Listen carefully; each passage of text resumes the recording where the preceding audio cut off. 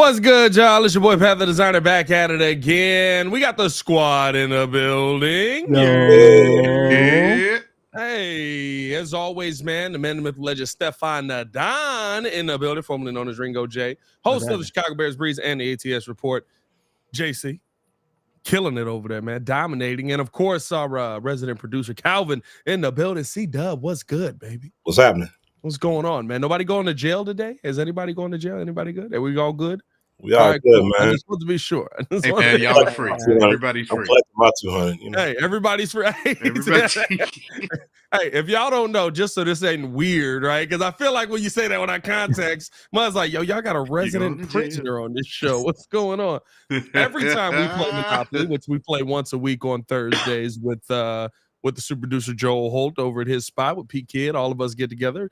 Somehow JC goes to jail every time. Every time.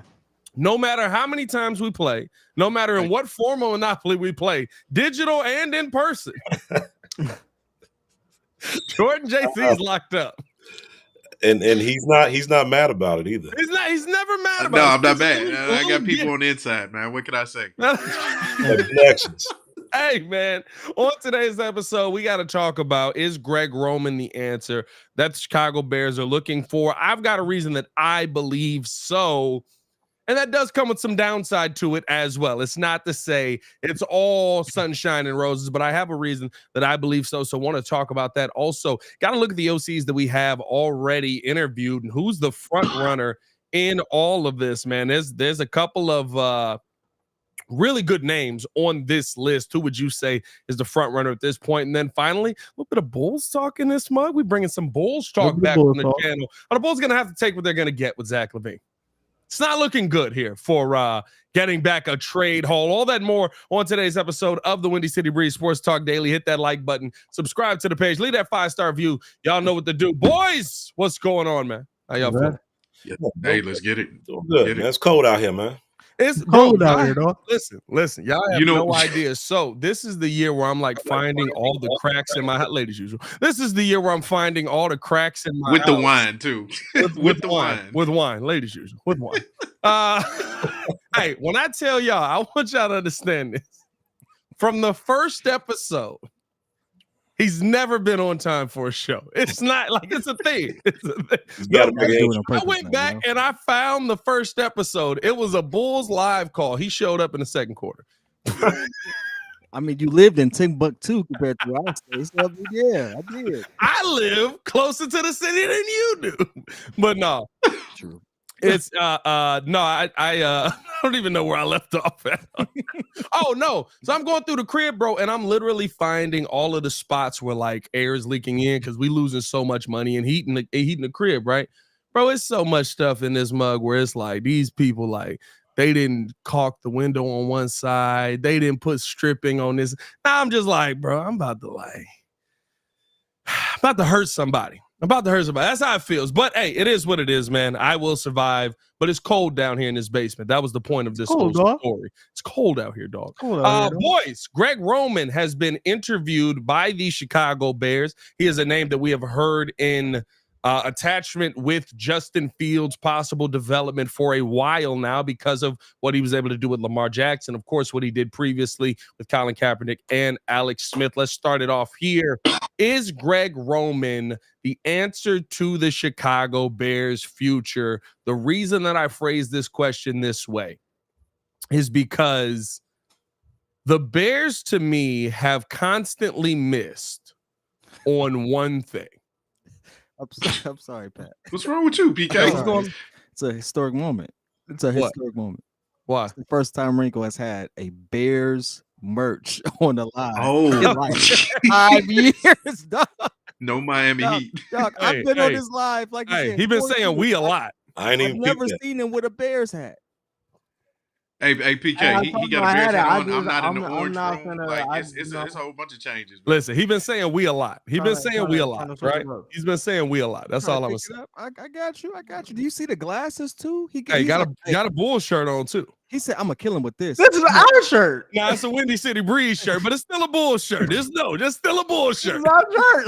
He said, "I'm gonna kill him with this. Let me put on No. this hat, but I'm gonna put it backwards so y'all can't see it." Yeah, it's just a small logo on the front. Just a small.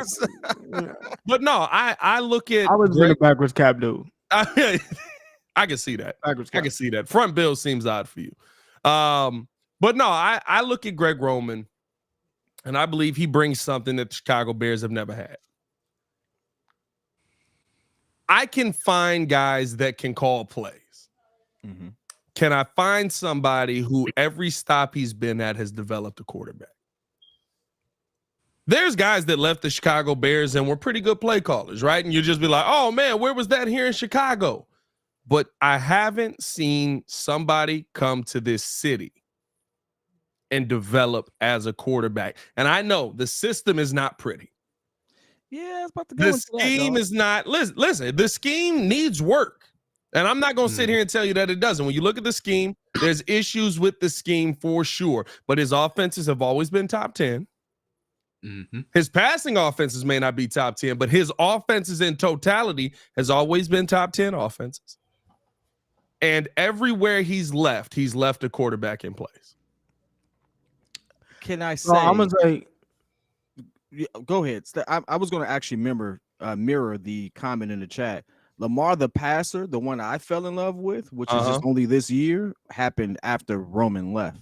And no, this was not only this year. No, I'm with Yeah, I was about to say 2019 when he was MVP. He 2019. actually 2019 did and his thing. 2020, Yeah, his that was passing Greg numbers Roman. were really good. What happened in 2021 and 2022? Lamar missed 5 games. Now, there's still issues with the scheme, but on top of him playing majority of his games coming into this season, it was also the first year the Ravens went, hey, what happens if we give this guy an offensive line and more than one receiver to throw to? What happens if we draft a first round wide receiver? What happens to the quarterback there? What happens if we don't just rely on Lamar's legs? Gosh. Look at that guy coming out here dotting people up. Where'd this come from? I'm not sitting here telling you that everything is perfect about Greg Roman. But the reason that I believe that he may be the key to the Chicago Bears' future is because when he left, you knew Lamar Jackson could play quarterback. When he left, you knew Alex Smith could play quarterback. Alex Smith went on to have a 10-year career. Alex Smith was going to be a bust. He was going to go down as one of the biggest busts in NFL history. Then Jamarcus Russell showed up. But when he left, you knew quarterbacks were in place. That's something to me that I look at and I say, maybe we do end up having to fire this guy into the moon. But there's something that he's doing right now in a year where you're either going to draft a quarterback or hold on to Justin Fields, where you need to have quarterback development in the building. Yeah, I was just gonna say. So, me, for those of y'all that have been here, me and Kid already had this conversation about Lamar. So now we gonna switch this over to Greg Roman. So I went back when they first got Greg Roman. I literally went back to when Lamar first got official starts, because if you remember, he got in during that little run when they said Joe Flacco. When Lamar took over as a starting QB. So 2019, Baltimore Ravens, number 1 in offense. 2020, they were 7th. And then after that, keep going, 2021, they were 17th. 2022, they were 19th. And then he had to step down. Right. But the thing about those last 2 years was they finally figured out teams only really had to play Mark Andrews because none of the receivers were getting open. I went down the advanced stats and I sat right here and told you guys. I went down all the advanced stats for like the last 4 years up until that point. The only receiver that they had that could get open was Mark Andrews. So now if you look at it, if you're in another situation where Poles does get him the extra weapons, maybe the scheme does evolve, like Pat says, because the scheme does need work. But then now you elevate Justin, but not only does he elevate Justin, he also elevates his scheme as well, putting him back into the picture as one of the best play callers in the NFL. Here's my only issue with the whole argument with Shane Waldron, because I see a lot of people I've seen in the chat say that Shane Waldron is probably their pick. I saw an article that talked about it, even though he's had probably one of the better offenses in Seattle with all the good receivers. You got Kenneth Walker. You got a pretty good offense. Yeah. He's always bottom 5 in the NFL in rushing attempts in all the 3 seasons he's been in OC in Seattle. And so comparatively, Greg Roman as an OC, he doesn't necessarily have all that level of talent. Like we said, I think somebody said that Hollywood Brown was Lamar's best receiver. I'm trying to remember who was the best receiver on no, it was still Mark. It was still Mark. Well, he's talking about just I'm talking about receiver, like as far as idea. position. But yeah, you're right. Well, Technically, tight end, yes. Because Hollywood Brown was available. Yeah, you're absolutely right. But my thing is, I've said it before. I want experience, and Greg, he checks all those boxes. He's been in the league 22 years in different positions, and so he's worked with Colin Kaepernick when he was the best version of himself in 2014. We talked about Lamar in 2019. I want someone with experience that knows how to maximize dual threat quarterbacks. Yeah, I think that's the part of it, right? Where you've got somebody who right now comes in, and what I say, if there's any hope for all the Justin Fields fans out there, if there's any hope for you to keep Justin Fields, this is the dude you need. Yeah. Because he walks in the building and goes, "Can you run this?" And if Justin can't run this, it's trying to trade him. It's trying to trade him. Yeah, I mean, like let's be real. If he show you this and he go, "Hey, these things Lamar Jackson was doing, like I'm gonna use your legs. We're gonna do all of this. We're gonna throw the football as well. But like, can you run this?" If he can't run that, you trade him, right? Like that tells you all you need to know. By the way, hit that like button. Over 100 in the chat. You a Greg Roman fan? You a Shane fan? You a Clint fan? What we got over there, C-Dub? Man, stoicness going on. I think, man, like I like the idea of Greg Roman, and maybe because I like the idea of keeping Justin Fields. I mean, Pat already said it, but basically the idea of it is if you're getting Greg Roman, you're probably keeping Fields, and that to me is a good thing because if we can get any form of a Lamar Jackson clone, this Bears team can only go this way with the defense also going this way as well. Yeah. So to me, I like the idea of Greg Roman. I do think he's an ideal candidate, but I do understand why some may look at Clint Kubiak or they may look at someone like Shane Waldron. They may look at those other possible options, especially when David Kaplan had on his podcast that he got sources saying that it's coming off of the tree of what's the name from 49? Shanahan tree. So if it's coming off the Shanahan tree, then it might be one of those other two guys as opposed to Greg Roman. So that's the only thing. But in my opinion, I like the idea of Greg Roman. I think it's so interesting part for me is I want anytime you see a plethora of professional receivers say, "Oh, y'all ain't gonna like this dude." Where there's smoke, there's fire. And for me, my biggest thing is I envision a system in which we have a dual threat system for Justin Fields or whoever is the QB. You ain't talking about Dez Bryant, are you? Have two actual threats, right? I'm expecting us to build that in this particular draft.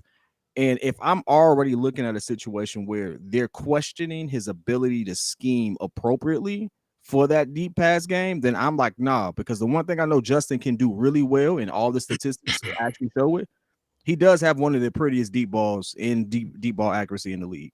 That has never been questioned. Now, how often you take them shots has always been questioned.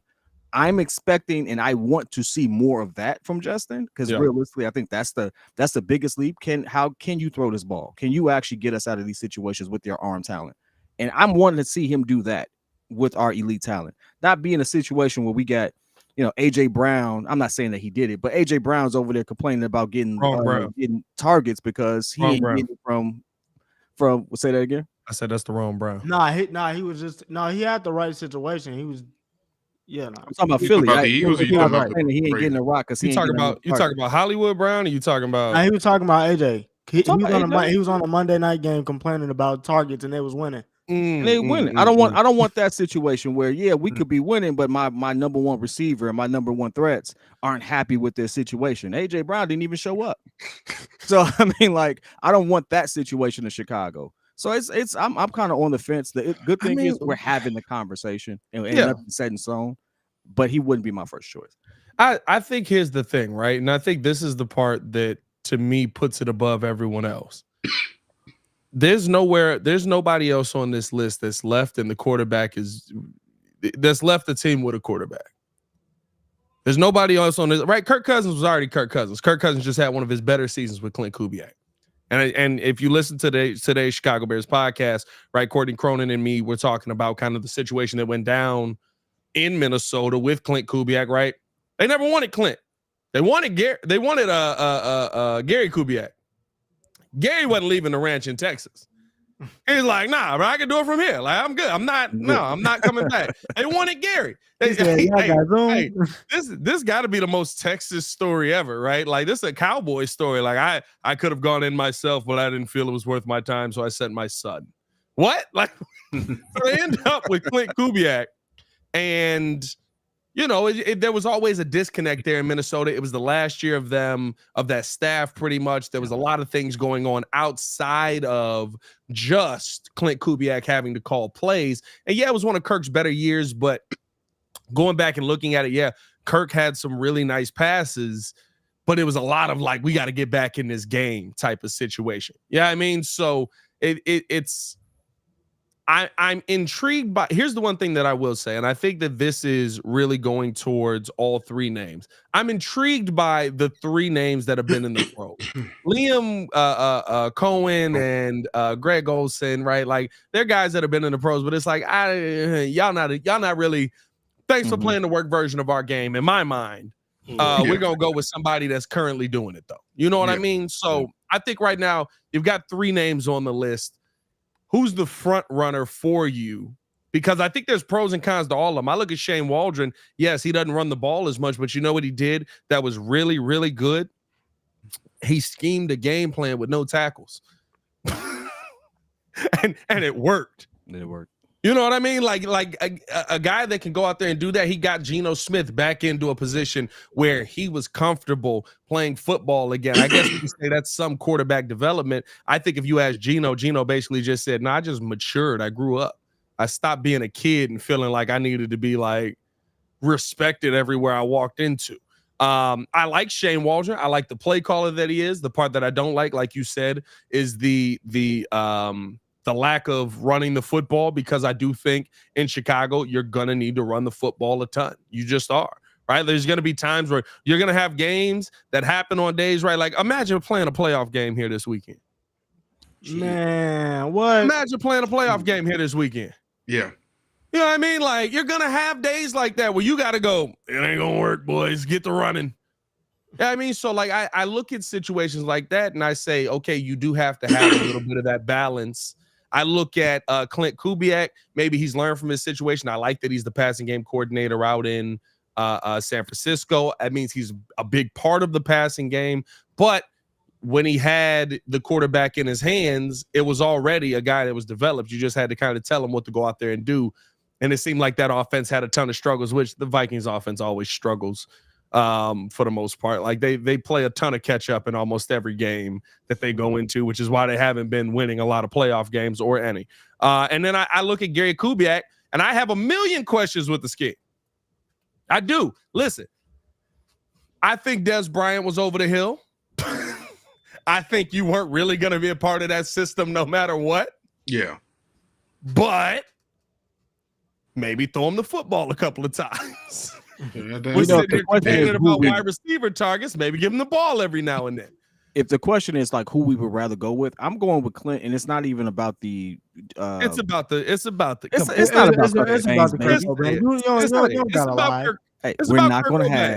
We're not going to have any slander. You know what I wanted to say. We're not going to have any slander. Yeah, it's going to be it's all right. But no, it's what you just mentioned about what he's doing in San Fran. If you really look at it, San Fran has had a plethora of QBs that come through there. And the one thing we can say is they've developed a passing game where that QB looks competent. Yeah. except Trey Lance, but he was never healthy long enough. I mean, he only had one game and he broke his foot. like he had one game in the rain and then he broke his foot. I mean, what you? Hey, do we even count Trey Lance as a San Francisco quarterback? Hey, placeholder, baby, placeholder. Hey, PK, let me ask you a question. Do you think he's competent? Or like for instance, let's say Brock Purdy. Do you think he's competent because of the entire team being very talented, or do you think that's a product of just the play calling? I think it's a combination of both, and that's what you want to build in Chicago. You want to build a team in which Justin has weapons, or whoever comes in has weapons, That's and true. they can feel confident in who they throw to and things of that nature. But you also want a scheme that, like, yo, this makes sense. This is something they can execute. This is something they're comfortable with. And that's what you see them do in San Francisco. The game plan for Brock Purdy is different than the game plan they had for Trey Lance. I guarantee you it was.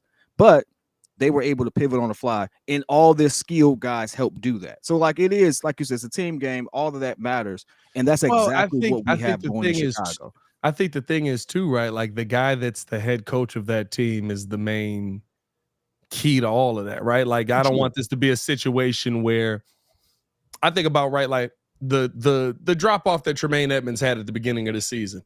And everybody's looking at him was like, why isn't he playing like he played in Buffalo? Because he had 4 All-Pros standing in front of him.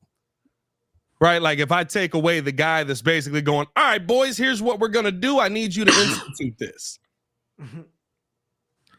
Is he going to be able to be that guy now? Right? Because Luke Getsy wasn't. That's what we just came from. Now, Clint is different. Clint has called plays before. Clint has called in offense before. He's been a part of, I don't really count the Denver thing, but he's been a part of situations where he had to be that guy. I can't say that they've really gone amazingly, but I can't say they've gone terribly either. But I do think that at the same time, right, like, the biggest question for me is if I remove the guy that makes everybody look great, right? You take Andy Reid away from Matt Nagy, and Matt Nagy looks like Matt Nagy. No, that's worse. If I could add this, though, this decision is solely based off of who they will be told is going to be the QB. Like, well, I don't think it's who they'd be told. I think they'll be part of the decision making. Yeah, 100%. Like if you're bringing somebody in and you look at, especially one of these younger guys, right? Because that could be a long-term piece. I like Waldron because a lot of people in Seattle are like, make him the head coach. That means that you might have a little bit of a, next level type of you dig in there where you say, hey, Flus, it ain't working out. We might have to get you up out of here, my boy. Antonio Pierce situation. Right now, you might have to move Antonio Pierce into a head coaching situation, but I look at, is he going to be able to make the big decisions? I guess, right? Like that's my question with all of these guys. When it comes down to it, are you going to be the guy that's going to come in and say, I want to work with Caleb Williams. I want to work with Justin Fields. I want to work with Drake May, and you get that right.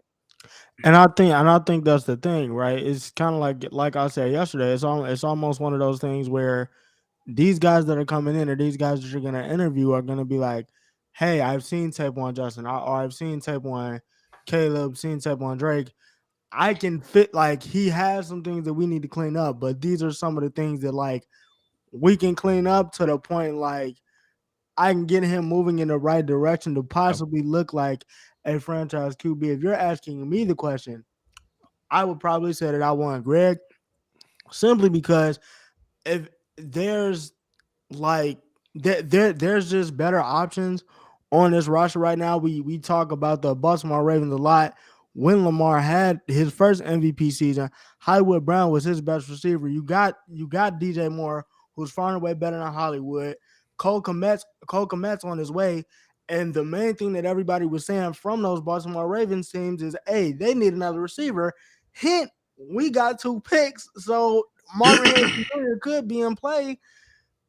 Like I said, I feel like if he comes here, he'll be able to clean up some of the things that Justin lacks in, but his scheme will be able to elevate, especially if Poles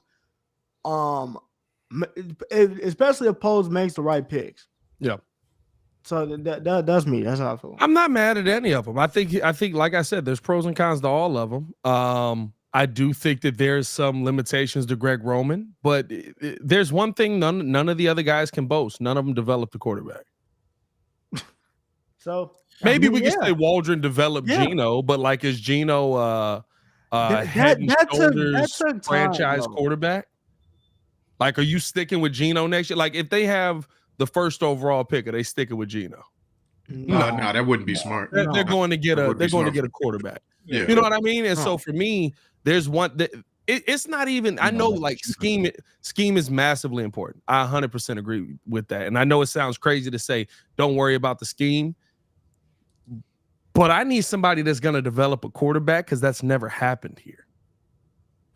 I need somebody that's going to put guys in a position where offensively they can still come in and make plays because that's never happened here. And unfortunately, like I've said, right, Justin Fields is a 1-2 me quarterback. His reads are DJ Moore, Cole Kmet, me. I would like for him to expand on that. I would like for him to grow on that. But at a minimum, right, I know that Greg Roman can run that with Justin Fields. If we go in a different direction from Justin Fields, I got a Caleb Williams coming in. I have the first overall pick. I'm selecting first overall. You need somebody that's developed quarterbacks in the NFL. You do. I mean, and that's why I would love to have Greg Roman, but I do understand how someone could be like, well, this guy focuses too much on the run. So if you want Justin to be more of a pocket passer or to get the ball out, maybe you should focus on somebody like Shane when he has that Shanahan style offense and which is focusing on being in the pocket, getting the ball out quicker and timing. So I don't know. We really will see which way they really want to go because if they're going with Greg Roman, here's the thing. Even if that's the case, they may not keep Fields because Caleb is a similar style quarterback. So it's very possible that they'll go with Roman knowing that being the case. So I don't know. I prefer Roman, but I understand, you know, there's others out there that might be a better choice. Yeah, I just feel like there's deficiencies with all of these options. I mean, there is no perfect coordinator in the sense of the word, but for me, the reason why I keep saying Greg Roman stands out is because he's worked with less.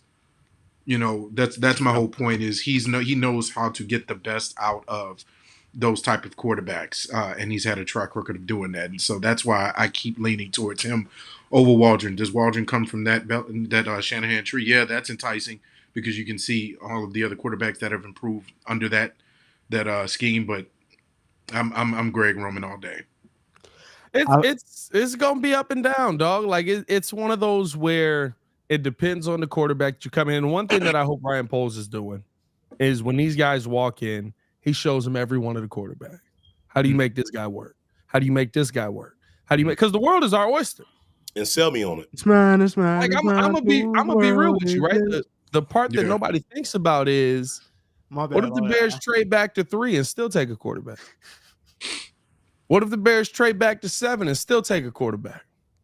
They could do that too. Yeah, what if Jaden Daniels falls to 9 and we're sitting here like the Bears got to go get the and we take MHJ with our first, we trade back, we take MHJ, then all of a sudden Jaden Daniels is sitting there at 9 and the Bears can still take a quarterback. Yeah. No matter what the decision is. Hey, JD there at 9, you better take him. I'm sorry.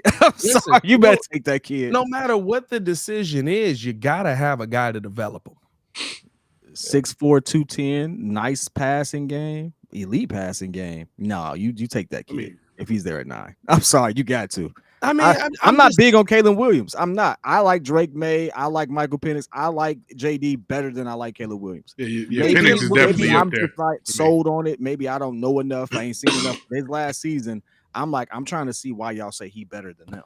Because to me, Caleb is better in the pocket.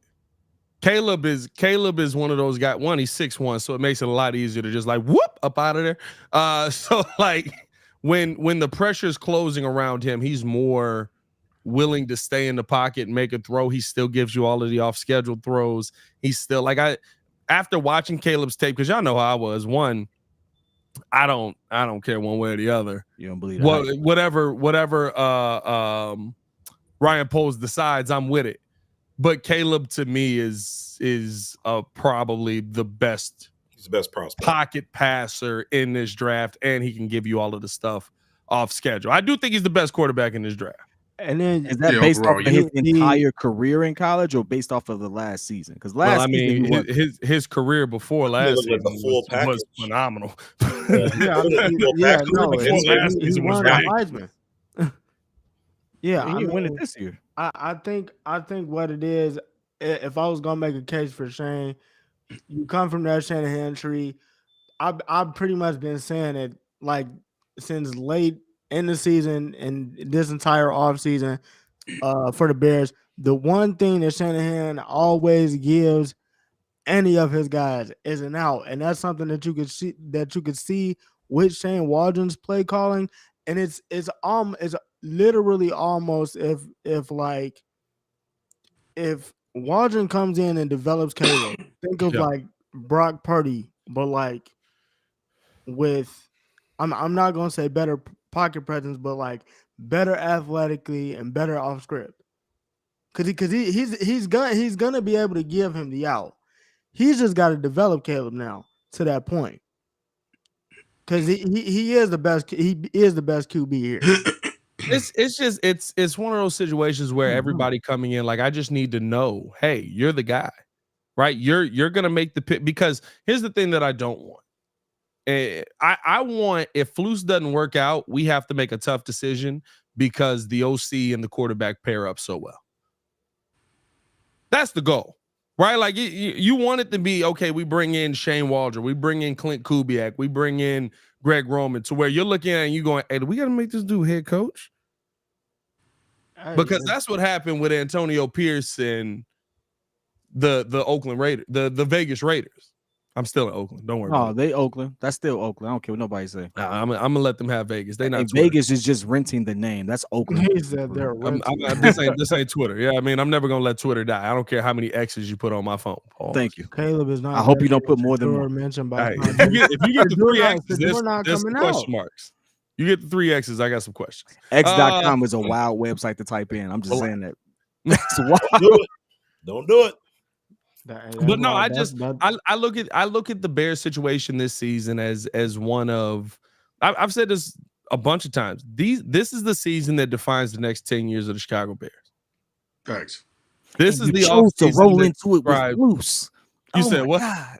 Yeah. Going with Flus. You roll with Flus. Oh my God. Sylvie had one take on that, and he was like, "The Bears committed to mediocrity." I was like, "Dang, he's so right." And the wild part about it is you got Bill still on the list. If Sirianni leaves, did they dismiss Sirianni? Sirianni ain't going. Listen, that'll be so. I ain't gonna lie to you. Mike Tomlin walked off. Hey, I ain't gonna lie. Now, one thing I will say, I think Mike Tomlin walked off clean to Dallas. I'm not gonna lie to you. I was sitting there and I was like, you know what? Is this it for Tomlin? I don't know. And then I watched that game and I was like, hey, this might be it for Tomlin out there, bro. And I think that Dallas job is about to open up. Mike McCarthy is trash. And I think Mike Tomlin walked clean out of that press conference straight to Dallas. Possibly, yeah. Mike Tomlin ain't going nowhere. He's staying in Pittsburgh, dog. What you talking about? No, it might be it. Hey, man.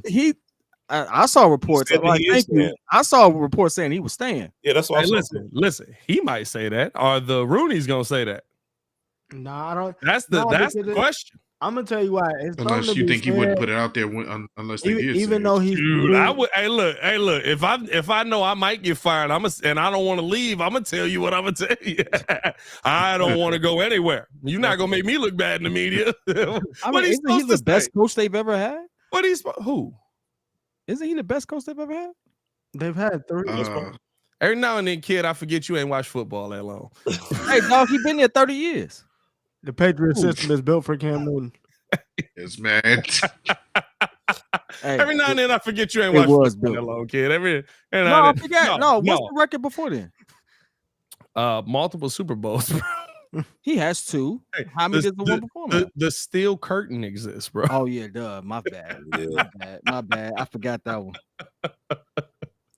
It's all right. Yeah, that's all right. Every night we talking basketball on today's episode as well. There you go. Switch it for me. It'll be in his bag. Go shift gears. 30 years is crazy.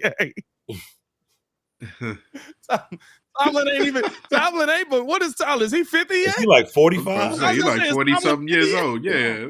He's a 15-year-old coach, man. Was man. coaching the Pittsburgh dog, Steelers at 20 I was years old. sitting there being like, Tomlin was 19 years old. It was an exaggeration. I'm like, he's been there long enough. He's been there forever. Like, god dang, not really 30 years. Come on now. Yeah. Oh man, I love it, dog. I love it, man. That's pretty good. But no, they had 3 coaches in 50 years. No, facts. Yeah, that is facts. There's not a lot of lineage there. I'm not gonna surprise. I'm not gonna lie to you. I think I forgot how few coaches the Packers even have. And then like you look it up, and it's like, oh, the Bears haven't had that many coaches either. Like the last 20, 30 years, we've had a bunch of coaches. But you forget how long George Halas really was like, nah, I'm still coaching the team, bro. Stop playing with me. Like, yeah. That man was there for a minute. I guess let me ask y'all this, right? Because of Wild Card Weekend and all of that, who are the coaches that now? Because does the situation get worse? Right? Like sticking with Flus, I think Kid brought that up. Does the situation get worse now? Because I'm not gonna lie to you, Mike McCarthy's a better head coach than Flus is. If Sirianni gets fired, Sirianni's a better head coach than Flus. You probably got 6 to 7 better head coaches than Matt Eberflus out there. I think they gave themselves an excuse to stick with Eberflus because of his consistency in the back part of the season. That's the only reason I can see why they even stuck with Matt. Because outside of that, your record is trash, and I'm sorry, you just trash. The record I can deal with. Right? Like I can, yeah. Okay, yeah. You know what? I you blew it up the first year. Yeah, like the record for this year is the record that really kind of irritates me. But it's only because you should have won 2 more games than you lost. I feel like they made a decision out there. Like they should have just waited. I mean, they made that decision way too fast, not even getting a chance to see how the playoffs is going to play out, how other teams are going to situate their coach situation. I mean, all these names that might be available, and if Nick Sirianni become available, I'm going to be really mad because that would have been that's just hate, bro. That's just hate. I'm not going to lie to you. If Nick Sirianni becomes available, that's the dumbest thing in the world. It is. But, you don't know. Like, honestly, there's so many different coaches that could be available or that is available now, and we're stuck with Eberflus. And I'm not mad about Eberflus, but, man, hearing that was a mid decision, that stings, man. Like, even just think the thought of that, like, this is a mid-level coach that we got. Well, here's another thing. Gucci Finesse brings it out in the chat. That's because we're keeping Fields. Do you think that was also a part that played into them? No, not at all. No, but you don't necessarily. I'm just asking. I don't think that's a guarantee. I don't think that's locked in place, right? Because here's the thing. Matt Eberflus can still be the CEO of a team without Justin Fields on it. Yeah. Yeah. Matt Eberflus can still run the defense without Justin Fields on the offensive side. I do think that this is a season where they have to do their due diligence. Now, and for me personally, as a fan of the team, I do hope that there's that draft day moment where they go with a different player in that spot, and all of a sudden Justin Fields is at home watching the draft, giving a big exhale because he's still a Chicago Bear. But there's no doubt in my there's no doubt in my mind that they're not doing their due diligence, that they're not looking at every single quarterback in this draft, especially since, not to say that they didn't evaluate quarterbacks last year, but they probably went into the last season saying, I don't have enough questions at the quarterback position yet to take a quarterback. To me, Flus is still here because the defense got better. There's still a ton of holes in it that you have to address. And I think there's a ton of guys in the locker room that like Matt Eberflus. That's true. He is a player's coach. Yeah, that's what you want as a head coach in the NFL. You want guys that are willing to play for you and continue to fight for you. But it still, to me, could be a mid decision. Like, listen, there's a bunch of coaches that were really good galvanizing coaches that made the wrong decision at the end of the day. There's a bunch of coaches. I mean, you think about all the position coaches and different things like that end up getting fired, right? When you hear Lance Briggs or Jason McKee talk about some of their past coaches, they don't talk about them with hate. They talk about them fondly. They're like, listen, I love this guy. I think he was great. I think he did this. I think, right, like he made these things happen for me. And then on the flip side of that, the Bears looked at him and were like, but it's not good enough. Yeah. That's just coaching in the NFL. So didn't the Saints head coach just got fired? Oh yeah, he was there for 15 Or not years. head coach. The Saints OC just got fired. Like, what was he supposed to do? That Carr was dead, or Derek Carr was dead. That Carr is pretty much the name we should give him, though. Hey, Oh, bro, that I'm not gonna lie, bro. Hey, you know this kid ain't said nothing about Derek Carr. Hey, he ain't brought up Derek Carr all season, bro. Hey, no, Another you quarterback, baby. Another mid. I was prepared for this moment. Hey, that man been big Kirk Cousins this whole year. In case you got cute, I was prepared for this moment. Do you know that Derek Carr would be the second best QB on the? I just want you to understand. You know Derek Carr on the Giants. Derek Carr would be one of the best QBs. He'd be a top 5 QB on your roster, ever if he would play for the Giants. Do you realize that? I was prepared for this. I was over prepared. That's not a good excuse, though. That's not a good excuse. Hey, listen. Hey, you know where I'm going with this? You want to know why? Because it was so hard for Derek Carr. He said if you give him Devontae Adams, he could be the same quarterback as Aaron Rodgers. Hold on, wait. They gave him Devontae Adams. They did not give him Aaron Rodgers' line. They did not give him Aaron Rodgers' running game. I'm not trying to hear that, dog. I'm not trying to hear that. Absolutely. He had a better running game. He had Josh Jacobs. Bro, that line was trash. Bro, remember? That line was trash, bro. Hey, what are you talking about?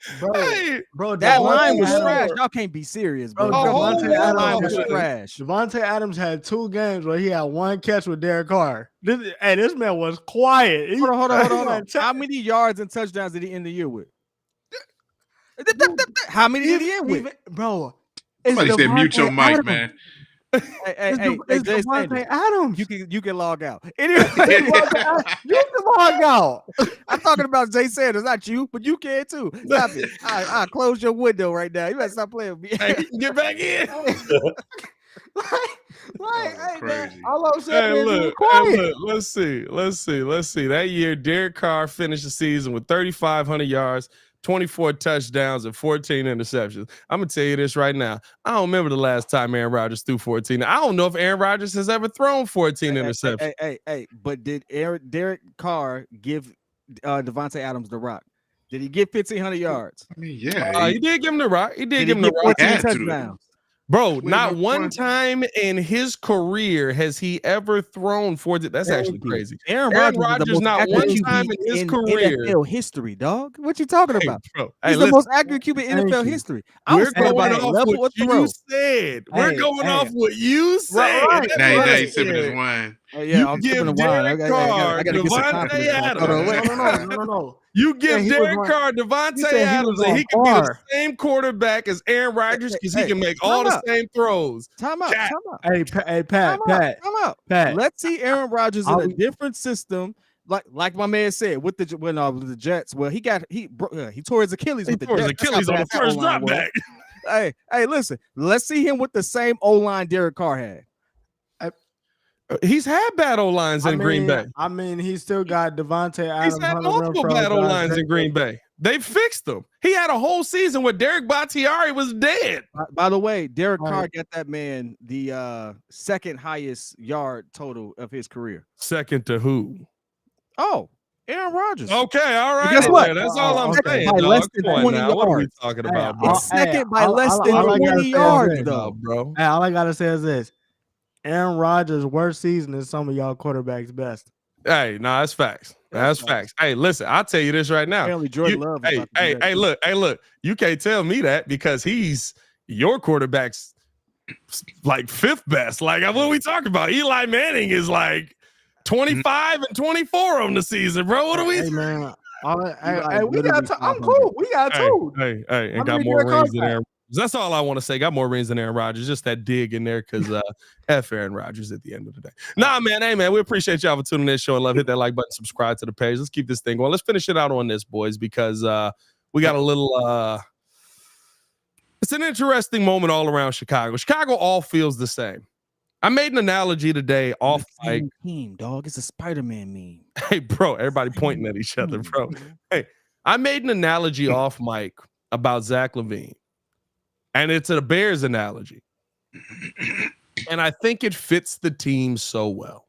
It fits the players so well. Zach LaVine for the Chicago Bulls is Brandon Marshall for the Bears. Ooh. That's a good one. That's a Zach good one. LaVine is an excellent basketball player. It's a bar. For anybody that thinks he's not a good basketball player, you're an idiot. Go hide under the right. Zach LaVine is a top 10 shooting guard in the NBA right now. Facts. Yeah. Zach LaVine is an excellent basketball player. It does not produce wins. Yep. And I think that we're at a point right now where when you look back at, I'm sorry, me and Hayes had a topic yesterday. The old Bulls are back. When you watch yesterday's game versus Cleveland, when you watch the game before versus San Antonio, when you watch to me again, man, all of the mistakes that it felt like we made before Zach was back have returned. So there's some mix, some combination, some something that doesn't fit. And DeMar DeRozan worked pretty well when Zach LaVine wasn't in the lineup. Mm-hmm. Zach LaVine did not work well without DeMar DeRozan in the lineup. Zach LaVine did not work well with DeMar DeRozan in the line. And it's not to say that he can't score. It's not to say that he can't play basketball. It's to say that when you look at his game, it doesn't produce a winning style of basketball. And I was very reluctant to say that in the long term. But when you look at when he came back the first time, when in the Wilt year for DeMar, we were like, when he get back, we finna be cooking. Zach came back, team got worse. We looking at this season. Zach came back, team got worse. Yeah. It's not to say he can't play ball. Oh, yeah. But it is to say there's something about this mix. They had 2 bad games out of 6. Nah, they bad. But here's the problem, kid. They had it's competitive just the way games they're against the Charlotte Hornets and the Spurs without Victor Wembanyama. You know what's not good? The Charlotte Hornets and the Spurs without Victor Wembanyama. Hey, and didn't Trey Jones have like Melo and all them other dudes? Like, listen, like it's right. Like when he was out, and here's the point of all of this, right? Are you at a point where everybody knows that? Because it's starting to feel like Zach LaVine is the consolation prize if I don't trade for DeJounte Murray or if I don't trade for Pascal Siakam. Wow. I never thought we'd be saying that. And that's crazy because, like you said, Zach has the talent to be a player that can shoot for over 40% from 3, potentially, 50% from the field, 90% from the free throw line. He has that potential, which is a Klay Thompson, and he got a okay handle. But what is it? Like, what is it that he's missing? And I think it might be his IQ. I'm going to be honest with you. There's no team that needs another high output shooting guard outside of one right now. That's why there's no market for him. Who was that team? Are you talking about LA? Golden State. Wow. They need another shooter. Golden State. Yeah, they need another shooter. They need another playmaker. They need a Clay. They need another Clay. They need another shooter. I mean, they got that in who can attack the basket, who can shoot. But Clay is not the same Clay. Clay needs to go. Clay needs to go ahead and retire into his except at the United Center. Versus the Bulls, Clay is Clay. Versus the Bulls, Clay is against everybody else. Clay is everything else. But Clay needs to go ahead and accept his Miami Ray Allen role. He'll be a way better Ray Allen than he ever would be the version of Clay that they're used to. They need an extra playmaker in that respect because they lost Jordan Poole, who was supposed to succeed Steph and all that stuff. They need that talent because they got their forwards together. They got their big man. They have a system that they run. It's predicated around Steph, who's a point guard for them. There's no other team that's entering this market that needs him. New York don't need him. Cleveland don't need him. The Kings don't need him. LA technically don't need him. No one else needs him. The Lakers need a lot. Not the Lakers may need him. The Lakers may need him. But so we can. But name a team outside of potentially them. No one needs a 2 guard right now. The other problem is that the Bulls probably set the price too high for Zach. I mean, the max coming into the season, they was talking about they wanted like a first pick and a first round pick, a young player, and a solid veteran. So the Bulls' price is too high. Zach isn't playing the way he should be playing. and the team doesn't seem to work well with him and DeMar in the lineup together. And now Kobe's doing well.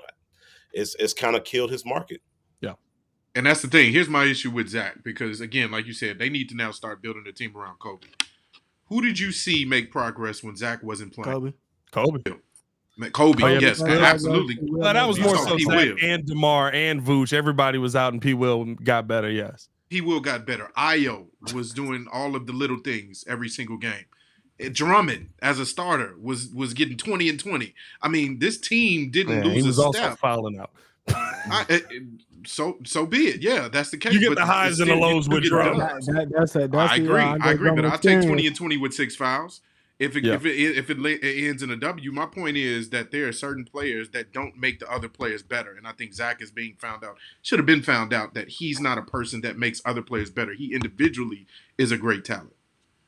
And you know what? I'm not gonna lie, because y'all obviously like y'all got more basketball knowledge than I do.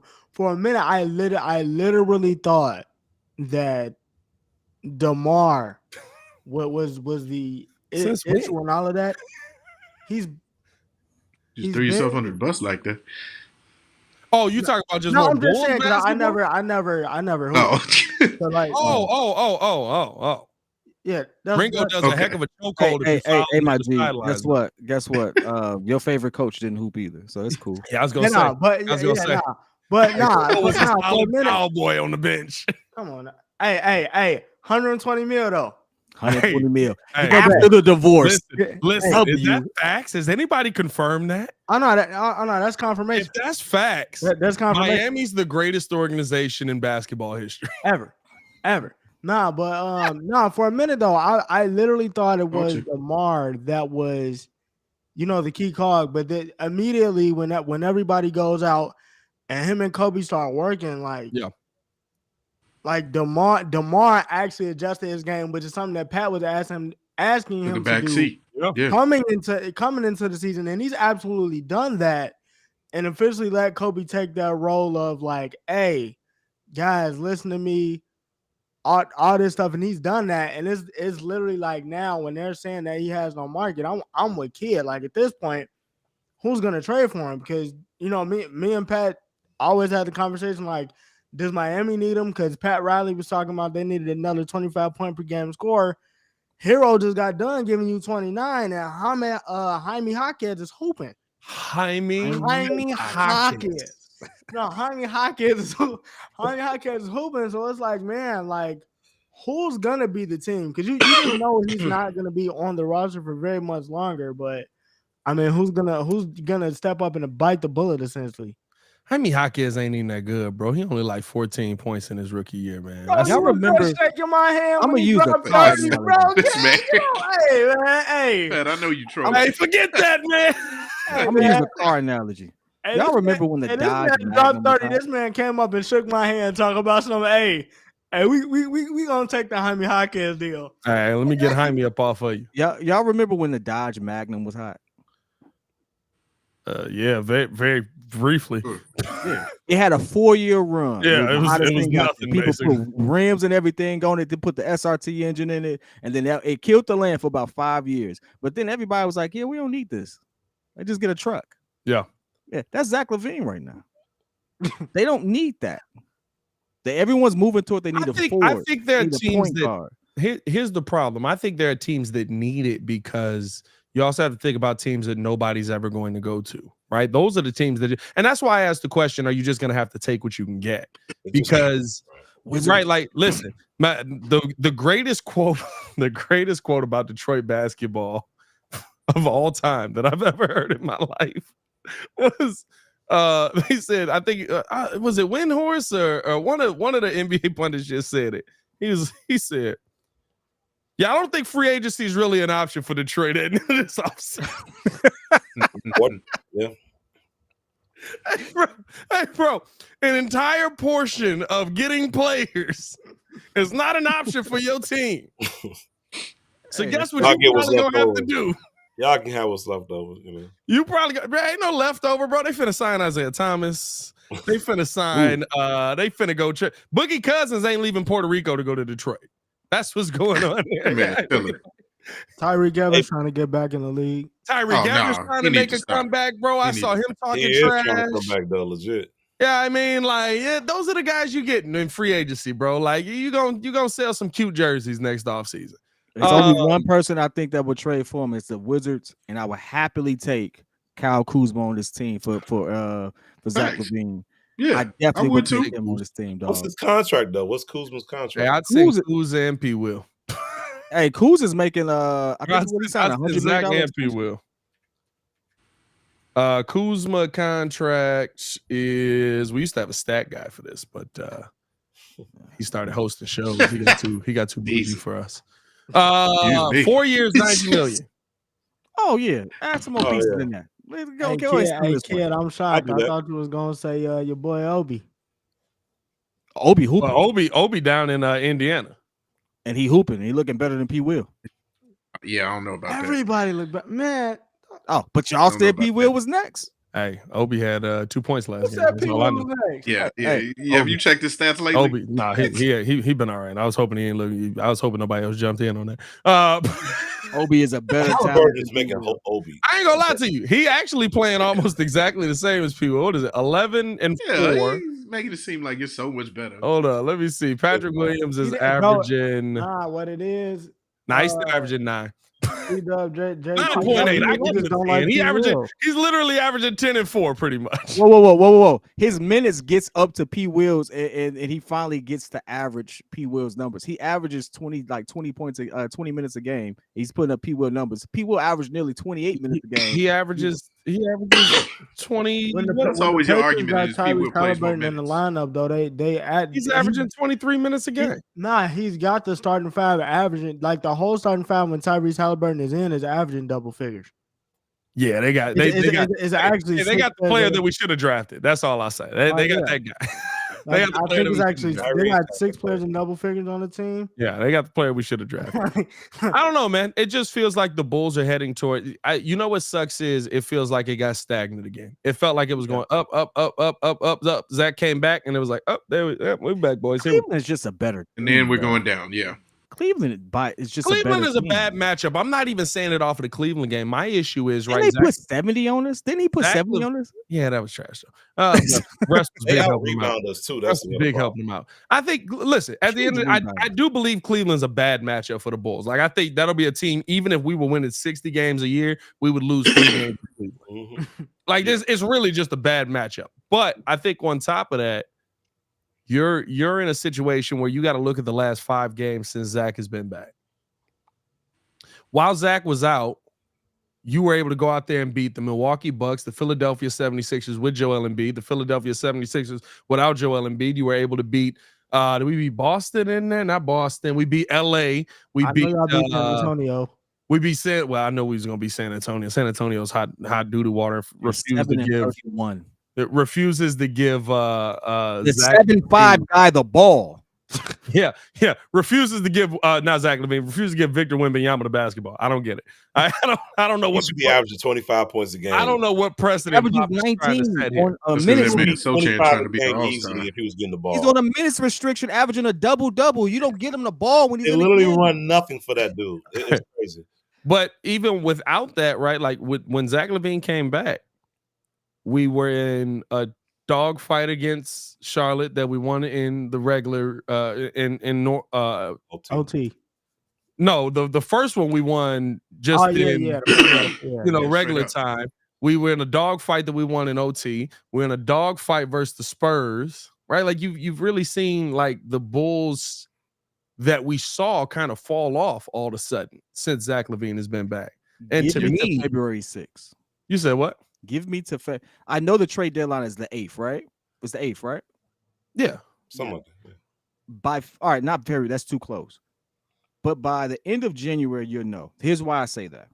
Because we have faced the Raptors, who retooled the Raptors look really good. RJ Barrett is kind of starting to take off. RJ Barrett is taking it to another level. Yeah. Quickly, they cooking over there. Grizzlies, that's an up and down game. You don't have to do, but the Grizzlies just beat the Warriors, if that matters to you all. We got the Suns, Lakers, Trailblazers, got the Raptors again, Hornets, but then you got the Kings and Timberwolves leading up until February 6th. how we match up against those teams matter to me because I really do believe that like against higher competition. Let's see how we look then, because the Cavs, we would have lost that game. They out rebound us almost every time. We weren't going to win that game. But against the Lakers, I think we can match up against the Lakers. I think we can match up. I don't think against the Suns. I think we can match up against the issue is it's going to be tough. The issue isn't that we can't match up, right? The issue is that you're losing. You're competing in games that you should be dominating. All right, Zach's first game back was that Charlotte game. We won 104-91. But it was a close game throughout the game. Then we won a game in overtime versus Charlotte. By the way, this is with no LaMelo, right? Like half the team is basically out. Then we're in a dogfight with the Rockets, which, okay, the Rockets are a pretty good team. I like them. They wanted a better defense. I think that at that point, they were the best defensive team in the NBA. You lose to the Warriors. You almost get beat by the Spurs. And you get dominated by the Cavs. But you've slowly seen those same bad habits. Yeah. I think the other problem is with this team. I think the other problem with this team, bro, is that our lineup is just terribly made. Like, I was looking at it yesterday, and I was just like, we love some small ball, right? Tall guys in the NBA don't matter. Yeah, we got four guards in the center. And then it looked better when Drummond and Vooch was playing together. Honestly, that's when they started to come back. Drummond played some good defense. But honestly, you got four guards, and two of them are point guards in the center. You getting out rebounded. They're big. They're smaller than every other team they go up against. Yeah. Hey, kid, what they got? You have a play guards, nothing but guards. Guards. That's all they got. I've been saying this for 3 years, bro. No. But the one thing I would say, it takes 15 games. And that's the downside to this. When you have a player that's been out a month and some change like Zach has, it takes 15 games to know what you have when you implement them back into the system, to the lineup, into a system. And if we rear too much to the right or left before we give it 15 games, you really don't know what you have yet. That's the difference. Like, it's not like the NFL. NFL, it's like 2-3 games because the season's so short. You know what you got at that. But I think here's the difference, right? This is the same lineup that we've been seeing for 3 years. But this is not the same. Yeah, it's not like they added a new piece. It's not the same Kobe White. This is a more passive DeMar than in times past. Yeah, but it's not a more passive DeMar in the second half of games now with him and Zach LaVine. They've kind of cut Kobe White out of this. Kobe got to take more shots in the fourth quarter of the last game, but since both of them have been back, Kobe basically has been non-existent in the second half. Like that's the problem, right? Like you got 3 guys on your team that can all put up 25, and 2 of them are going to say, "Give me the ball." And you got one of them that's about to hit 35, 36 that you need to tell to take a seat. I mean, listen, sure. Like, but here's I didn't resign you. You don't have an extended contract with us. This is probably your last season with us anyway. I got this guy signed to 205, 208, or 215. I just resigned Kobe, who's emerging. Hey, if we're gonna go young, then we need to go young. You've served. I mean, I'm not saying he's bad, but generally speaking, that's what happens when you have a vet on your team who can still produce. They normally reduce their role. Carmelo went through it. Carmelo was better than half his team. Carmelo went through it. It's a lot of vets you could say went through it. They didn't do that with DeMar. We could reduce the role, but is that right? Like DeMar's role that he had was the reduced role. DeMar was being the number 2 when Zach was out. DeMar wasn't being the number 1. Now DeMar was getting those closing out the game shots. He was getting those game-winning attempts. But I can live with that. DeMar's one of the best in history at that, and he's one of the best mid-range shooters in the world. I don't have issue with DeMar being one of those guys in that moment. Where I have issue is when we get to a second half, where in the first half, Kobe White has got 25 points, and Kobe finished the game with 30 points because he got 5 shots in the whole second half. I will also say Vooch wasn't there for a good portion of those games, and that opens up more scoring opportunities for a lot because the Vooch only missed the last 2 or the last 3. Vooch missed 7, and didn't he miss 10 games? He missed 10 days. 10 days. He missed 10 days. He missed 3 games. He missed 3 games. We looked our best in those games. Yeah, with Drummond. Because Drum gonna get in some foul trouble, bro. The way that we're constructed, we don't need another big who needs the ball. We need another big that's going to rim run and rebound. That's what Drummond does. Which is here's the thing: you need a big that can pass, though. That's the problem that kept popping up in all of those games. Was you had a big that just could not pass the basketball. Like Drum, you got one option with Drum: pick where you going. Roll to the rim. Yeah. Roll. Yeah. Hey, they That's all miss you him got. a lot too, man. They miss him a lot when he rolls, man. I'd be like, pass that man the ball. He got the man on his back. Like, what we doing here? Hey, he a walking offensive foul though. Hey, bro, walking offensive foul, walking defensive Yeah, foul. walking He'll off knock the into foul. anybody. That Hey, man ain't bro. never seen a foul he didn't like. Bro, he be fouling his own teammates. He knocked Dalen Terry over. Yeah, I mean, it's ugly out here. Hey, Man, we appreciate y'all for tuning in and showing love. Hit that like button, subscribe to the page, leave that 5-star review. Y'all know what to do. We'll be back tomorrow breaking down more from the Chicago Bears and the Chicago Bulls. I'd give y'all some Blackhawks news, but like, who cares? Connor Bedard's not back. Hey, I will give y'all Blackhawks Bedard might news be out for the when season. Connor Bedard is back. That's all I care about. That's all we care Yeah, about. that's it. But no, hit that like button, subscribe to the page. Appreciate y'all for showing love. For the man, the myth, the legend, Ringo J, formerly known as Ringo J, Stefan Adine, pettiest man alive, Mr. P Kid, of course, Jordan JC, host over the Chicago Bears, Breeze, Kid hosting the Chicago Bulls, Breeze, and C-Dub. Oh, snap. I've been doing that ever since. Because my daughter eats these pickles that are called Oh Snap pickles. So now I do that almost every day. Y'all stay safe out there, Chicago. It's your boy, Pat the Designer, back at it again. Peace. Oh.